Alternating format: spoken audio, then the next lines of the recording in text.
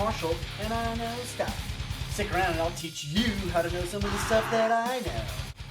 If you've been watching, you know that so far we've made a charcoal forge, some charcoal, and some circular tongs. We put all those three things together, what do you think we can make now? How about some knives out of maybe circular stock? Today, I'm going to be applying all of our previous projects, almost all of our previous projects. I'm going to be applying some specific previous projects into making a knife out of rebar. While I'm waiting for the forge to get ready, I'm going to start chopping up and prepping my stock. My stock is this piece of rebar. I found it in the yard and I've already tested it. I'll show you what I did to make sure that I know that it's going to be a pretty good workable tool once I turn it into a knife. One of the important things about the steel that you choose for your blades is whether or not it has a high carbon content. Real easy way to be able to tell if it's got high carbon content is you put angle grinder to it or a belt sander or something like that, and you will get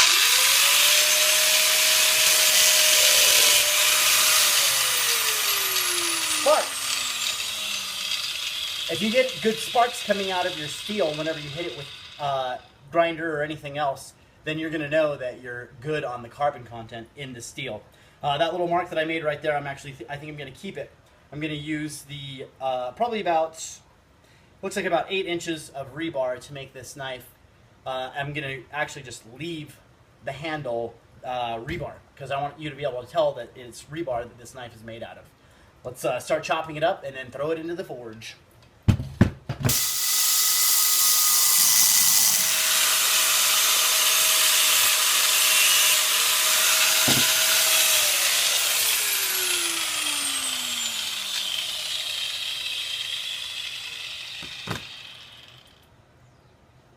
Looks like it's about time for a new angle grinder blade. I don't use them down until they're nubs because I'm cheap. I do it because changing them is a pain in the butt. I hate changing them, so I use them until they're nothing. On to the first step. We're just going to be flattening out the blade. We're going to be taking all that round stock and then getting it nice and flat, dropping it down, start to shape the blade a little bit. So it's going to be probably about an hour or so of just pounding out this steel.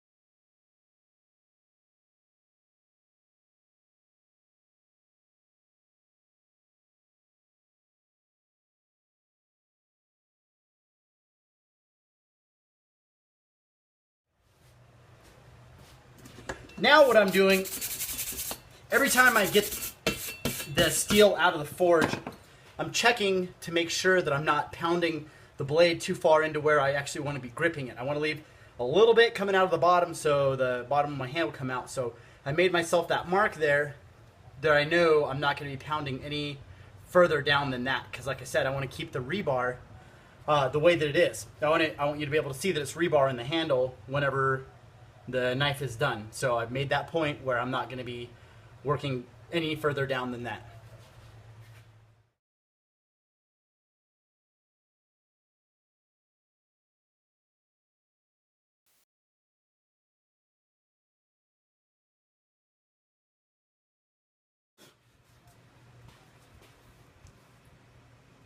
Okay, we're back.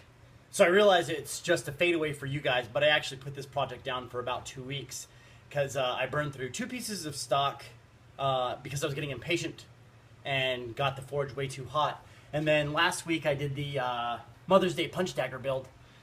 So I usually only have about enough time for one project a weekend, and so I just put this one down for 2 weeks. I've got my new piece of rebar to where I want it, where the last one was. Now I'm going to start messing with it a little bit. I'm heating up the hilt on it a little bit because I want it to flare out a little bit, and then I want to give it a bend down. So when it comes to the bottom of your hand, it kind of hooks around and it gives you a good little grip on it. So the new piece of rebar is hammered out the way the last one is, and now I'm going to be continuing on. This is going to be the same design, just a new piece of rebar now. There it is, red hot on the hilt, like I said, and now I'm going to put it in the vise.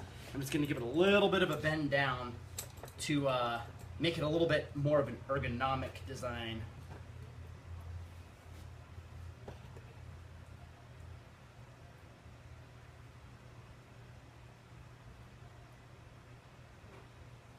It's real fun to see how this bends like that. See, just a little bit of a bend down the side. It's not as dramatic as I wanted, so I think I might need to just hammer that the rest of the way.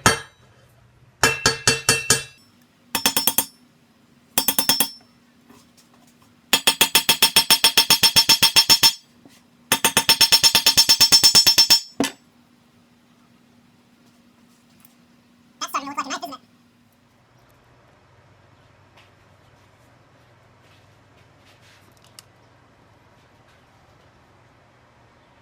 As I'm going through and hammering this, I keep checking over and over to make sure that I'm straight on all the sides.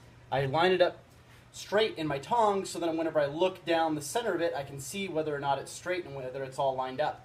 And using rebar, I actually have kind of a cheater because there's this ridge that runs straight all the way down it. So all I have to do is just keep looking at it and make sure that that ridge runs straight the whole way through. I'm doing it at this point because I want this one to be a longer, skinnier knife instead of a thick blade. If I was going to do a thicker blade, I would fold this over, I'd heat it up, fold it over, and then hammer it together to where the steel folds and fuses again. And then that way I could draw the blade out more, but I'm actually trying to draw the blade out long ways because I want it to be a long, skinny knife instead of a short, thick blade. Kidding me? See that? It's one of the nails from the pallets that I use for charcoal. It fused itself to the blade. This thing's turning out pretty cool. I am going to start shaping the tip, and then I'm not going to do a whole lot more to it because I kind of like the raw look. So like I said, I want you to be able to tell it's made out of rebar. So I'm going to start shaping the tip a little bit. I'm gonna bring it down this way. I need to flatten the top of it and the bottom because the sheep's foot blade is straight along the bottom on the edge. So I'm gonna shape that a little bit more and then flatten the whole blade out a little bit. And then I think I'm gonna be pretty much done. So I'm gonna heat it up a couple more times and just do some last finishing touches before we go on to making this thing look nice and polished.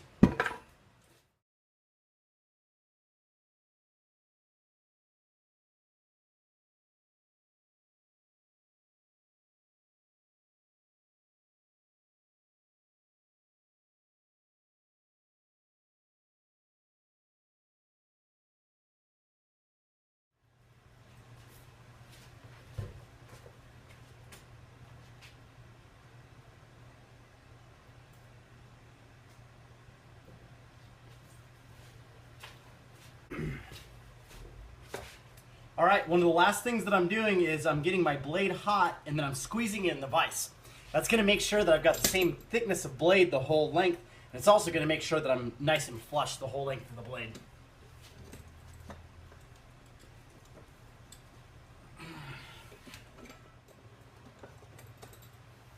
And there we go. That's the preliminary step done. That's actually the bulk of it. Now, all we're really going to be doing is getting the edge on it, polishing the rest of it up. Maybe I'm going to shape the rest of that point with the belt sander because it didn't really It didn't come to a point like the way that I wanted it to, but that's fine because I was planning on just dropping it off anyway.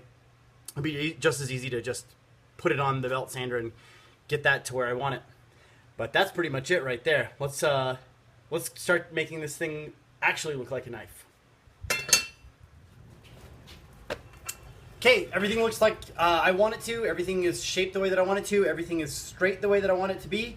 So I'm going to go ahead and harden it now before I throw it on the belt sander to finish shaping the rest of it. I'm going to go ahead and harden it first. I don't want to I don't want it to be malleable whenever I'm playing with it. So I want it nice and hard, and then I'll shape the nice hard steel now. It's time to harden, and we're going to use the same thing that I always do, my motor oil. If you don't know my opinions about hardening, then you can watch my other videos. This is just going to be a brief hardening aspect of the video now.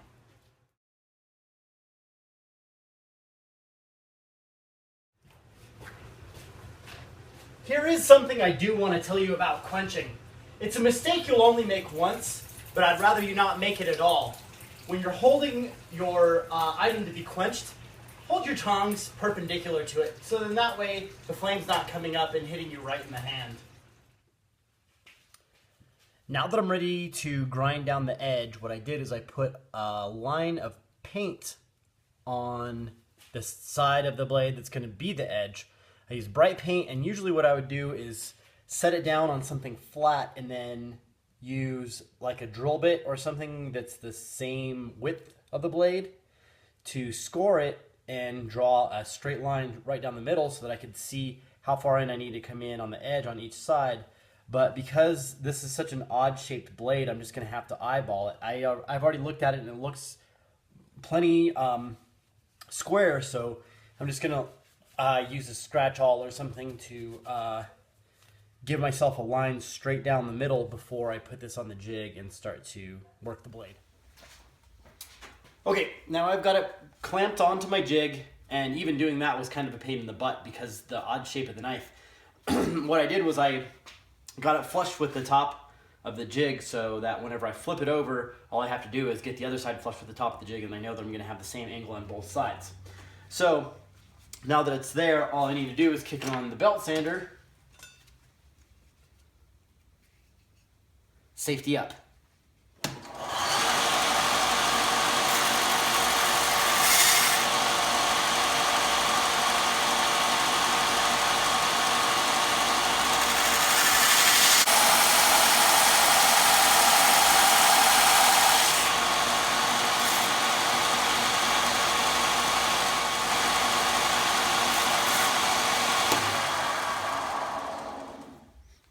Pretty cool, huh? You can see that edge on it now. And I'm going to flip it over and do the other side.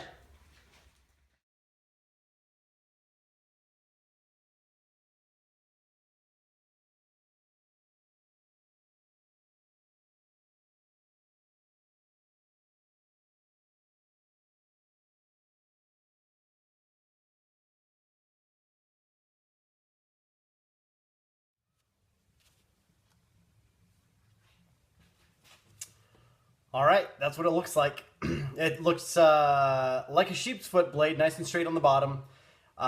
This is actually already got a pretty good edge just from keeping the consistent sides, or the consistent angles on both sides whenever I was grinding it. We could leave it right there, but no. I'm gonna go ahead and get this sucker sharp. One of the reasons I like doing the sheep's foot is because they're real easy to get a nice edge on, like a straight razor edge. Most of my knives I end up getting shaving sharp anyway, but this one's going to be especially easy to do because it's got that nice good edge and a nice straight blade. So I'm going to take this to the whetstone. I'll spare you that because you already know what it looks like. If you ever watch my videos, you've seen me on my whetstone plenty. So I'll get this thing nice and sharp, and I might polish the handle a little bit, maybe with a wire brush, just to get it a little bit shiny, but I like that blade where it is. I like how it's, you can see like the hammering on it, and it gives it that nice rough look, and you can tell that it's just a piece of rebar.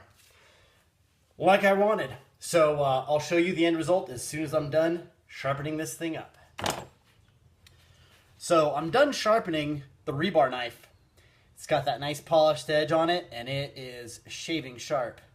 And I'll show you.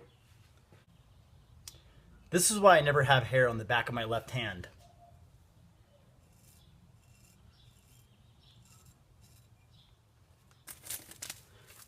And it also does this. There's actually more paper in it. You can see I already tested it on it.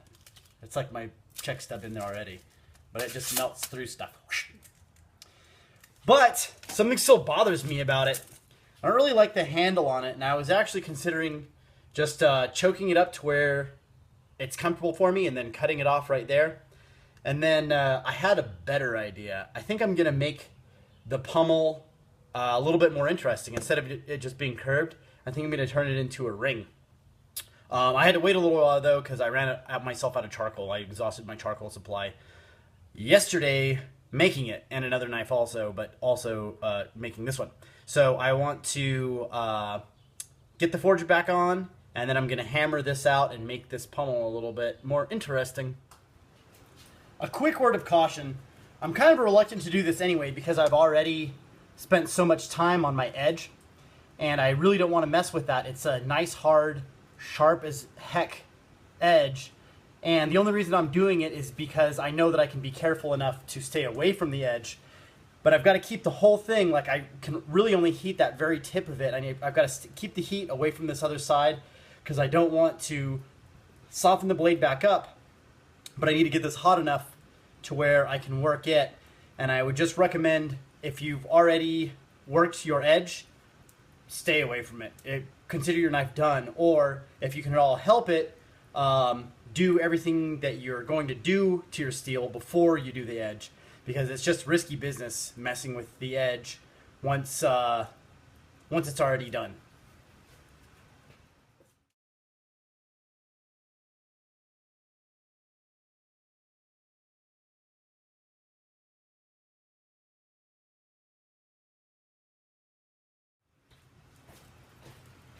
Okay, I want my ring pommel to be flat with the blade, so I'm going to start hammering it out this way.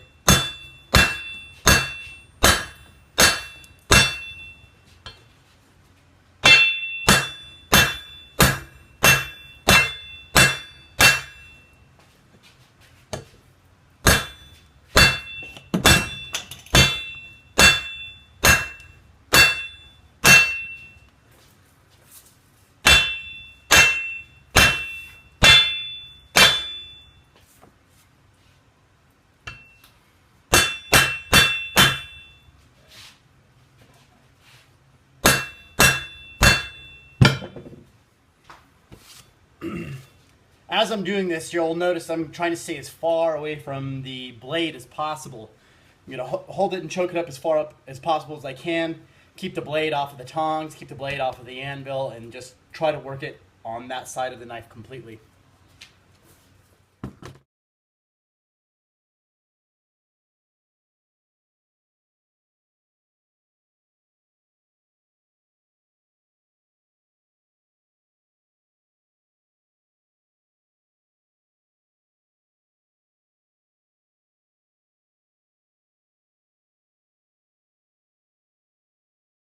So I'm going to just real quick clean it up, drill the hole out, and then what I want to do is I want to keep it the same color as the handle, but once I drill everything out and clean up around the edge, it's going to be that bright, shiny metal, not quite as polished as that, but it's going to be a lot brighter, about like that, once I finish cleaning it up.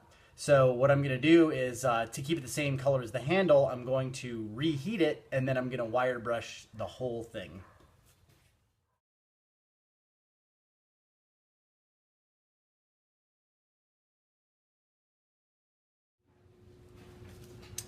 All right, now I've got it all cleaned up. See, it's got even sides all the way around the ring. The knife as a whole looks a lot more purposeful now. But I've once again run out of charcoal. So what I'm gonna do is I'm just gonna heat it real quick with trusty blowtorch. Finish it real quick. Anyway, on to the fun.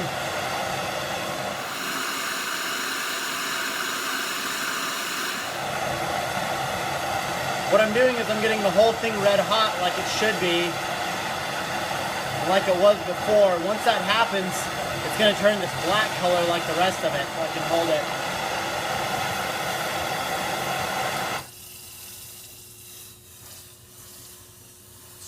Giving it a little dip in water.